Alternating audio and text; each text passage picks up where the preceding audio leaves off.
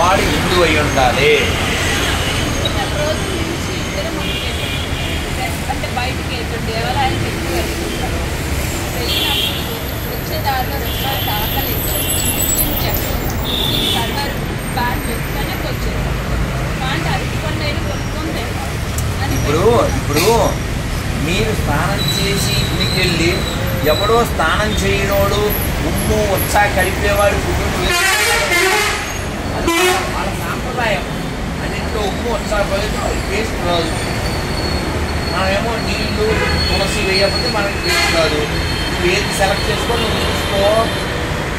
నేను వాళ్ళని తప్పు పట్టకండి, మారాల్సింది నువ్వే. ఎక్కడ కొనాలో నేను హిందీలో చెప్తా, హిందీలో లేకండి తెలుగులో లేకండి. హిందీలో దేకారనుకో తెలుగులో దేకట్లేదు.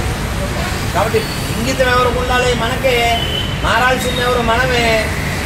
కాబట్టి మీరు వచ్చారు ఎర్రగడ్డ అన్నీ బొందరగడ్డ బ్యాచ్ వాళ్ళు అమ్ముతున్నారు. రైట్, దేకండి. మీకు డౌట్ వచ్చింది, స్కానర్ పెట్టండి. ఓహో ఇది మన జాతి కాదు, విదేశీ జాతి. రైట్, కొనకుండా వెళ్ళిపోండి. కిందన హై పెద్ద హిందీ వచ్చినట్ట కూడా బ్యాడ్దాలో బ్యాచ్ నువ్వు నీకెందుకురా?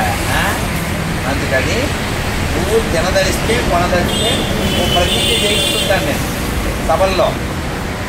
ఈ హిందూ దేశంలో హిందువుగా పుట్టింది నేను, హిందువుల దగ్గరే కొంటాను, హిందువుల దగ్గరే తింటాను, హిందువులాగే ఉంటాను. ఈ ప్రతిజ్ఞ మనం పాటించగలిగితే, మన చుట్టుపక్కల వస్తువులు చేయించగలిగితే ధర్మం నిలబడదు. నువ్వేమో గుళ్ళోకి వచ్చి దండం పెట్టి ఆడి దగ్గర వస్తుంది ఉమ్ముంది నాకు ఇంక నీ దండానికి ఉపకారమే ఉంది. కాబట్టి ఎవడు నీ హితం కోరతాడో వాడు నీకు వయ్య ఉయ్య, నీ నోట్లో ఉయ్య వీడయ్యా. అది జయిస్తున్నారు తల్లి. పేపర్లు అన్నీ వచ్చిందిగా, ఏకాదశి పేపర్